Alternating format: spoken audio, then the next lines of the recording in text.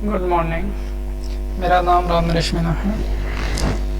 मैं government PG college Gangapur city में as an assistant professor कार्यरत हूँ। आज मैं आपको बीएससी पार्ट फर्स्ट ईयर के प्रैक्टिकल आरसी परिपथ के बारे में आपको अवगत कराने जा रहा हूँ। उसमें सबसे पहले उसका उद्देश्य है वो है कि प्रत्यावर्ती धारा स्रोत के साथ हम आरसी परिपथ के व्यवहार का आज अध्ययन करने वाले हैं। क्या आर, यहाँ पे जो आर है वो रेजिस्टेंस है और सी कैपेसिटर है। ठीक, फिर उसके बाद हम इस प्रैक्टिकल में जो उपकरण यूज करने वाले हैं वो कुछ निम्न प्रकार हैं। इसमें भिन्न भिन्न मानों के कुछ प्रतिरोध यूज करेंगे, क्योंकि हम जानते हैं कि प्रतिरोध का जो दिखने में कुछ इस प्रकार से होते हैं। इसी प्रकार भिन्न भिन्न धारिता के संधारित्र हम इसमें यूज करने वाले हैं। डिफरेंट टाइप के हम कैपेसिटर यूज करेंगे। साथ ही अपचाई ट्रांसफार्मर जो कि कुछ इस तरीके से दिखता है, और वोल्टेज नापने के लिए हम वोल्टमीटर का उपयोग करेंगे, अमीटर का उपयोग करेंगे और संयोजी तार कुछ सर्किट लगाने के लिए। इसका मतलब हम जो उपकरण यूज करने वाले हैं वो है भिन्न भिन्न मान के प्रतिरोध, भिन्न भिन्न धारिता के संधारित्र, अपचाई ट्रांसफार्मर, वोल्टमीटर, एमीटर और संयोजी तार का हम उपयोग करने वाले हैं। तीसरा जो हमारा टॉपिक है कि इसमें जो चित्र यूज करेंगे वो कुछ निम्न प्रकार करने वाले हैं। इसमें एक वोल्टेज सोर्स लगा हुआ है, उसके कनेक्टिंग वायर के थ्रू हमने एक रेजिस्टेंस R लगा दिया है। फिर उसे हम कैपेसिटर के एक सिरे पर ले जाते हैं। कैपेसिटर का दूसरा सिरा मिली एम्पियर या मिली एमीटर के थ्रू जाते हुए हम वोल्टमीटर के दूसरे सिरे से कनेक्ट कर देते हैं।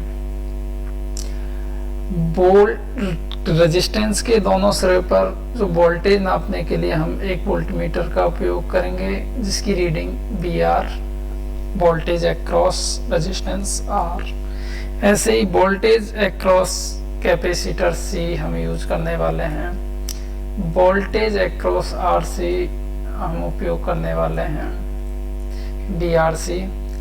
तो हमारी जो मेन रीडिंग लेंगे हम A और P के बीच में VR, P और B के बीच में VC, A और B के बीच में जो रीडिंग लेने वाले हैं BRC। इसका मतलब हम इस प्रैक्टिकल में 3 रीडिंग लेने वाले हैं।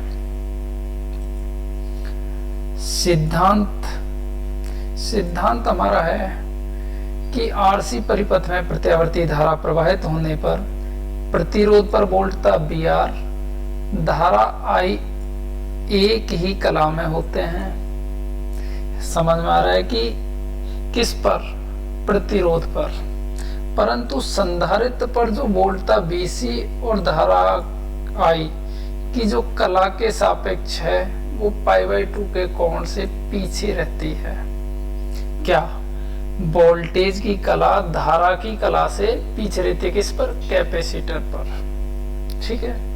अतः VR और BC में जो π/2 कला कोण का अंतर मिलता है हमें वोल्टता में। समझ रहे हो कंसेप्ट क्या है? कंसेप्ट ये है कि हम जानते हैं कि यदि हम किसी R और C परिपथ में प्रत्यावर्ती धारा प्रवाहित होने दें तो प्रतिरोध पर वोल्टता VR, धारा इसी से फ्लो हो रही जो करंट है, दोनों सेम कला में होते हैं। परंतु संधारित्र C पर जो वोल्टता VC है, इससे बहने वाली धारा की कला के सापेक्ष π/2 कोण से पीछे रह जाती है। कहने का मतलब यह है कि BC बी आर से पीछे रह जाती है। इसका मतलब जो फेज डिफरेंस है बी आर और बी सी के बीच वो π/2 का कलाकोण होता है। हमें ये सिद्ध करना है, ठीक है।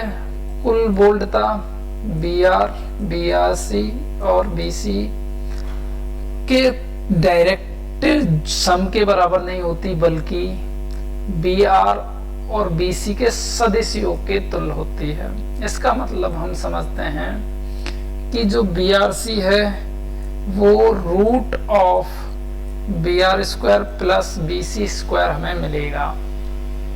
बाकी ये जो चीज है हम इस प्रैक्टिकल में नहीं करने वाले, हम केवल इस फॉर्मूले को सिद्ध करेंगे। इससे हमें मिल जाएगा कि जो फेज डिफरेंस है दोनों में π/2 का कलाकोण मिलता है। चलो ठीक है।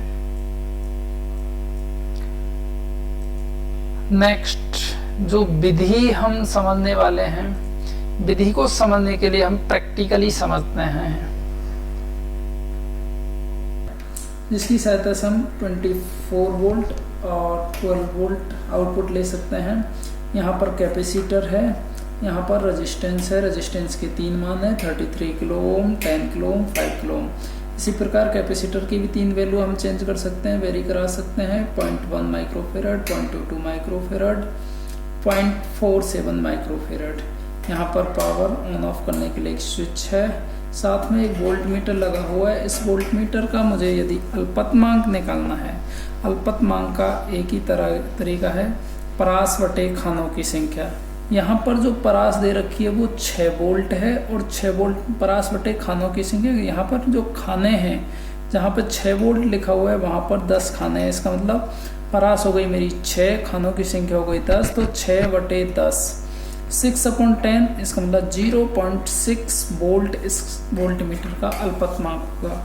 अब हम सर्किट लगाते हैं। सर्किट लगाने के लिए सबसे पहले हम 24 वोल्ट से लिया मैंने आउटपुट, ये कैपेसिटर के एक टर्मिनल पे लगा दिया।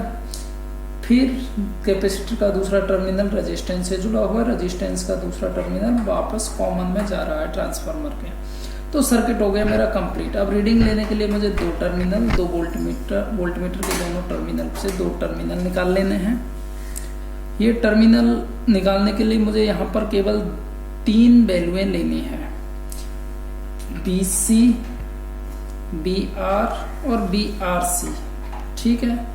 तो सबसे पहले हम 3 वैल्यू में सबसे पहले 5 ओम पर फिक्स कर देते हैं और कैपेसिटर का मान 0.1 माइक्रोफेरड वो सेट कर देते हैं। 5 किलो ओम पर 0.1 माइक्रोफेरड ऑन करते हैं। सबसे पहले हम इस R के अक्रॉस वोल्टेज होगी वो नोट करेंगे। तो इसमें देखो वोल्टमीटर में खानों की संख्या स्मॉल n का मान इस टाइम जो चल रहा है 6, अल्पतमांक मेरा हो गया 0.6, तो 6 × 0.6 मल्टीप्लाई करेंगे तो हमें 3.6 मिलेगा, ठीक। नेक्स्ट BC का मान इन दोनों टर्मिनलों के कैपेसिटर के दोनों सिरों पर हम यदि लगाते हैं तो वो मिलते हैं मुझे ये मिल गए 10, 20, 30, 40 और 42, 2 खाने, 40 और 2 42 खाने। n का मान हो गया मेरा 42, मल्टीप्लाई करेंगे हम 42 को मल्टीप्लाई करेंगे 0.6 से, तो जो भी वैल्यू होगी मैं मल्टीप्लाई करके देख लेंगे। अब जो लास्ट जो वैल्यू होगी मेरी वो BRC के अक्रॉस, दोनों के अक्रॉस, तो यहाँ पर जो वैल्यू आ रही है मेरी 10, 20, 30, 40, 50 नहीं 10, 20, 30, 40 और 4 44 खाने। n का मान हो गए 44, n × LC लिस्ट काउंट है 0.6 वोल्ट, तो 44 × 0.6 जो भी वैल्यू होगी वो ये होगी, ठीक। अब हम R का मान वो ही रखेंगे, जो भी मान चेंज कर रहे हैं वो कर रहे हैं हम कैपेसिटर का। तो कैपेसिटर की वैल्यू इस टाइम है 0.22 माइक्रोफेरड। दोबारा से एक रीडिंग का सेट लेते हैं, वही आर के across voltage B R, N का मान नोट करो 10, 11, 12, 13, 13 इंटू 0.6 मान आ गया मेरा ये। ठीक, इसके बाद जो सी के अक्रॉस वोल्टेज नोट करेंगे वो आ रहे हैं 10, 20, 30, 40 और 41, 41 इंटू 0.6 मल्टीप्लाई करके देखते हैं। ठीक, इसके बाद जो वैल्यू आएगी मेरी बी आर सी, आर और सी के अक्रॉस, ये वही मेरी 44, तो 44 एन का मान, एल सी का मान 0.6, तो 44 इंटू 0.6 मल्टीप्लाई करके देखते हैं। ठीक, अब तीसरा जो सेट लेंगे हम रीडिंग का, वो कैपेसिटर का मान चेंज कर देते हैं। रेजिस्टेंस का मान 5 किलो ओम, कैपेसिटर का मान 0.47 माइक्रोफेराड। फिर बी आर का मान कैलकुलेट करो, आर के दोनों सिरों पर वोल्टेज का मान, ये आता है मेरा 10, 20 और 5, 25 खाने आ रहे हैं। 25 को मल्टीप्लाई करो अल्पतमांक से 0.6, 25 मल्टीप्लाई बाई 0.6, जो भी वैल्यू आ रही है गुणा करने पर। ठीक, कैपेसिटर के दोनों सिरों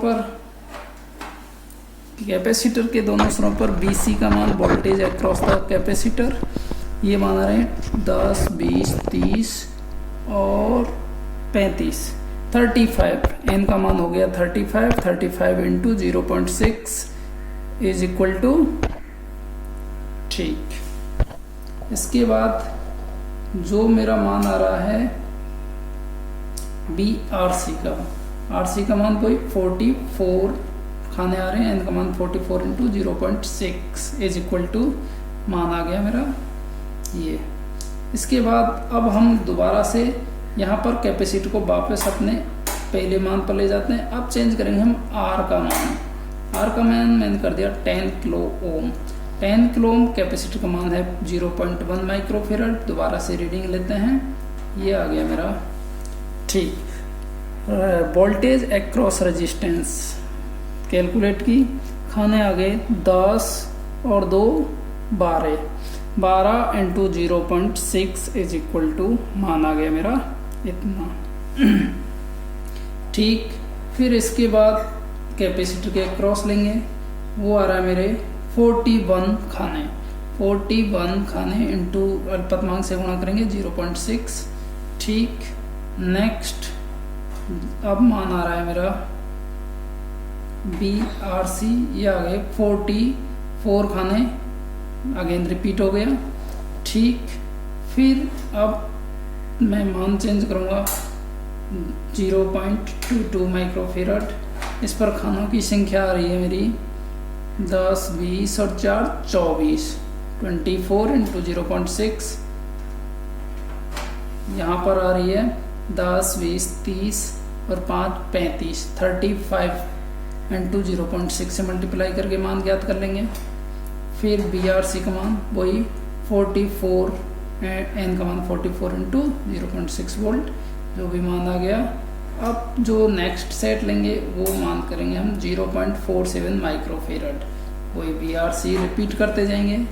इसका मान आ गया मेरा 10, 20, 30 और 6 36, 36। फिर BC का मान, N के मान कितने आ रहे हैं 10, 20 और 4 24 इंटू 0.6, जो भी मान आ गया। फिर BRC का मान ज्ञात करो, वही 44 खाने। ठीक, इस प्रकार अब लास्ट सेट हम कर रहे हैं जी, जो मान आ गए मेरे। ठीक, अब दोबारा से वापस अपने इनिशियल मान पर। ठीक, अब चेंज करेंगे हम 33 किलो ओम पर 3 सेट लेंगे अगेन। ये आगे BR का, N का मान कितना आ गया, इस खानों की संख्या 10, 20, 30 और एक 31, 31 खाने। फिर BC के मान 10, 20 और 29 खाने। ठीक, BRC के खानों की संख्या वही 44। फिर हम C का मान चेंज करो, R का मान है 33 किलो ओम, C का मान है 0.22 माइक्रोफेराड। दोबारा से लो रीडिंग, ये खाने आ रहे हैं 10, 20, 30, 40, 40 खाने इनटू अल्पतमांक से गुणा करेंगे 0.6 से। ये आ गया BC का मान, वो BR का मान सॉरी। ये नेक्स्ट BC का मान आएगा 10 और 6, 16 खाने, टोटल हो गए 16 खाने। n इंटू 0.6 से मल्टीप्लाई करेंगे, 16 इंटू 0.6 मान आ गया मेरा BC। फिर निकालेंगे BRC वही 44 खाने, और लास्ट सेट हम लेते हैं 33 किलो और 0.47 माइक्रोफेराड। ठीक, BR का मान मेरा आ गया 20, 10, 20, 30, 40 और 2 42 खाने। 42 इंटू 0.6 से मल्टीप्लाई करेंगे, BR का मान आ जाएगा, BC का मान मेरा आ रहा है 8 इंटू 0.6 से मल्टीप्लाई करेंगे, और BRC का मान मेरे 44 इंटू n का मान है 44 खाने, और रिजल्ट आ रहा है मेरा 44 इंटू 0.6 से मल्टीप्लाई करें। इस प्रकार मैंने 9 सेट यहाँ पर ले लिए हैं। ठीक है, धन्यवाद। चूंकि विधि में हमने देखा कि किस तरीके से हम रीडिंग लेते हैं, रीडिंग लेने के बाद हमने, क्योंकि रीडिंग लेते वक्त काफ़ी स्पीडली काम किया था, इसलिए कुछ रीडिंग वहाँ छूट गई थी। मैंने यहाँ पर कैलकुलेशन करके गुणा करके वैल्यू रख दी। कुछ जल्दी में गुणा भाग भी गलत हो गए थे, दो लिखने में आ गया, तो यहाँ पर एक्चुअली चार सब में वैल्यू है 26.4 है। तो जो भी विधि में मिस हुआ था मैंने यहाँ पर उसे कंटिन्यू किया। तो दिए गए वोल्ट मीटर का अल्पतमांक हमने 0.6 वोल्ट को n से मल्टीप्लाई कर दे तो हमें वैल्यू मिलती हैं टोटल VR, टोटल VC और टोटल VRC। इस तरीके से हमने देखा, कुल 9 रीडिंग ले ली है। अब हमें नेक्स्ट जो करना है वो गणना, क्योंकि गणना इसमें कुछ करनी नहीं है, सीधा हमें बनाना है ग्राफ जब बनाएंगे तो हम देखते हैं कि कुछ पैमाना ले लेते हैं कि 3 वोल्ट बराबर 1 सेंटीमीटर। एक ग्राफ पेपर लेते हैं, ग्राफ पेपर पर हमने 3 वोल्ट को 1 सेंटीमीटर लिया। तो हम देखते हैं कि पहली जो रीडिंग है परीक्षण सारणी की, सपोज पहली रीडिंग है, तो पहली है 3.6, 25.2 और 26.4। इससे हमें सबसे पहले BRC 3 का जब 3 वोल्ट को ये मानेंगे तो 8.8 3 का भाग देंगे तो हमें जो मिलेगा 8.8 समथिंग। तो इतने सेंटीमीटर की जो लाइन है वो यहाँ पर खींचेंगे इस तरीके से BR मान की और VRC मान की, और BC का चाप भर के प्रकार में हम यहाँ पर एक आर्क खींच देंगे। इसी प्रकार इस पॉइंट से हम BR इतने सेंटीमीटर का एक चाप खींच देंगे। जहाँ पर ये दोनों बिंदु कटते हैं उस बिंदु को हम इस पॉइंट से और इस पॉइंट से मिला देंगे तो हमें एक त्रिभुज मिलेगा। अब हम देखते हैं कि जो त्रिभुज होगा वो एक समकोण त्रिभुज प्राप्त होता है। इसका मतलब BC और BR के बीच में जो फेज डिफरेंस होगा वो 90 डिग्री का प्राप्त होगा। इसका मतलब इन दोनों का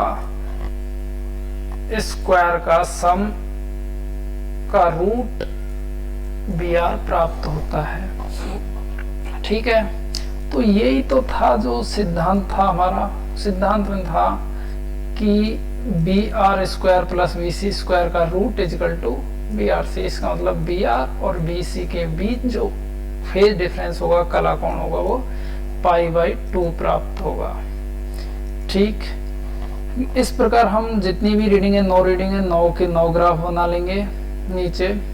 मैं आपको यहाँ पर एक रफली एक एग्जांपल दिया है, आपको घर बैठ के सारे ग्राफ बनाने हैं। ठीक है, इसके बाद हम देखते हैं ग्राफ मिलने के बाद हम परिणाम पर पहुंचते हैं। परिणाम में हमें क्या लिखना है? परिणाम में लिखना है कि एक आरसी परिपथ में प्रतिरोध R पर वोल्टता VR और संधारित्र C पर वोल्टता BC में जो कलांतर का सैद्धांतिक मान जो π/2 के लगभग होता है, वो VR के प्रायोगिक मान और B² के लगभग बराबर प्राप्त होता है। इससे ये सिद्ध होता है कि VR और BC में कलांतर की जो पुष्टि हो जाती है कि वो 90 डिग्री के फेज डिफरेंस पर होते हैं। BR का प्रायोगिक मान BRC का प्रायोगिक मान BR के स्क्वायर और BC के स्क्वायर के रूट के बराबर होता है। इससे पुष्टि होती है कि BR और BC के जो कलांतर है वो π/2 के लगभग बराबर प्राप्त होते हैं। ठीक, हमें इस प्रैक्टिकल में कुछ सावधानियां रखनी है। सावधानियां क्या क्या हैं? सावधानियां पहली है कि जनित्र की वोल्टता के अनुरूप वोल्टमीटर की परास का चयन करना चाहिए। ऐसा नहीं कि हमारी जो वोल्टेज है वो वोल्टमीटर की रेंज से बाहर हो। इसी प्रकार प्रतिरोध R और संधारित्र C की जो प्रतिघात है 1/ωc का मान एक ही कोटि के लगभग होना चाहिए। ऐसा नहीं कि एक को हम किलो वोल्ट मिले, एक को वोल्ट मिले, इट मीन्स अलग अलग कोटि की नहीं होनी चाहिए। दोनों या तो वोल्ट में हो या मिली वोल्ट में हो, इसका मतलब सेम कोटि की मिलनी चाहिए। ठीक है, इसका मतलब BR और BC का जो अंतर बहुत अधिक नहीं होना चाहिए। तो जो 9 रीडिंग है उनमें से हमें कुछ रीडिंग सेलेक्ट करनी है जो जिनमें अंतर ज्यादा है। उन रीडिंगों को हम ग्राफ नहीं बनाएंगे, उन रीडिंगों को हटा देंगे। उनमें से कोई 5 रीडिंग हम सेलेक्ट कर लेंगे। ठीक, क्यों? क्योंकि जिनमें अंतर ज्यादा हुआ तो उनमें एरर होने की संभावना ज्यादा बनती है। R और 1/ωc और जनित्र वोल्टता BS के मानों के अनुसार जो उपयुक्त परास का जो एमीटर प्रयुक्त कर रहे हैं वो लेना चाहिए। चूंकि हमने यहाँ पर एमीटर का यूज नहीं किया है तो हम एमीटर को सर्किट में छोड़ भी दें तो हमें ज्यादा प्रॉब्लम नहीं आएगी। संधारित्र पूर्णतः धारतीय नहीं होता, उसमें कुछ प्रतिरोध भी संबंध हो सकता है। इसलिए BR और BC का जो कलांतर है वो π/2 एग्जैक्ट ना हो के उससे थोड़ा बहुत ऊपर नीचे हो सकता है। ठीक है, तो ऐसा नहीं है कि एग्जैक्ट π/2 मिलेगा, क्योंकि यहाँ पर जो संधारित्र है वो पूर्णतः धारते ना होकर उसमें कुछ प्रतिरोध भी संबंधित होता है। इसलिए हमें इतनी वो करने की दिक्कत नहीं है कि हमें π/2 ये एग्जैक्ट मिलेगा। π/2 से कम ही मिल सकता है, π/2 से ज्यादा मिल सकता है, लगभग π/2 के आसपास मिलता है। तो इस प्रकार हमने आज आपको समझाया कि प्रत्यावर्ती धारा स्रोत के साथ RC परिपथ का व्यवहार जो होता है वो किस प्रकार का होता है।